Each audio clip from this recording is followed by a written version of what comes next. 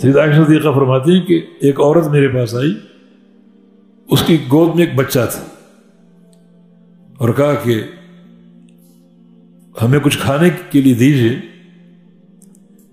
3 دن سے میں نے اور میرے اس بچے نے کچھ نہیں کھایا۔ ام المومنین نے اپنا گھر دیکھا تو گھر میں 2 کھجوریں پڑی ہوئی تھیں، وہ اس خاتون کو دے دی۔ بچہ یعنی جھپٹا اپنی کھجور کی طرف جلدی سے کھا گیا۔ اب وہ خاتون اپنی کھجور کھانے لگی تو بچے کی حریصانہ نگاہ اس نے دیکھی کہ بچہ اس کھجور کو بھی بڑے حرص سے دیکھ رہا ہے، تو وہ صبر نہ کر سکی، وہ کھجور بھی بچے کو کھلا دی اور خود بھوکی رہ گئی۔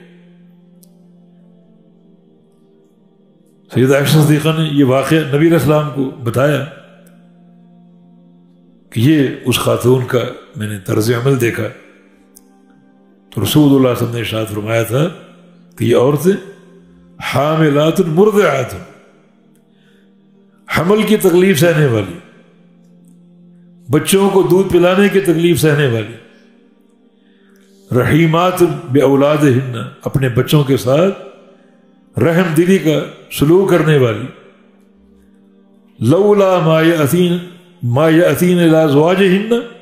لتدخل مصلیاتہن الجنہ، اگر یہ عورتیں صرف اپنے شوہروں کے ساتھ بد اخلاقی سے پیش نہ آئیں، ناشکری کا مظاہرہ نہ کریں اور نماز قائم کر لیں،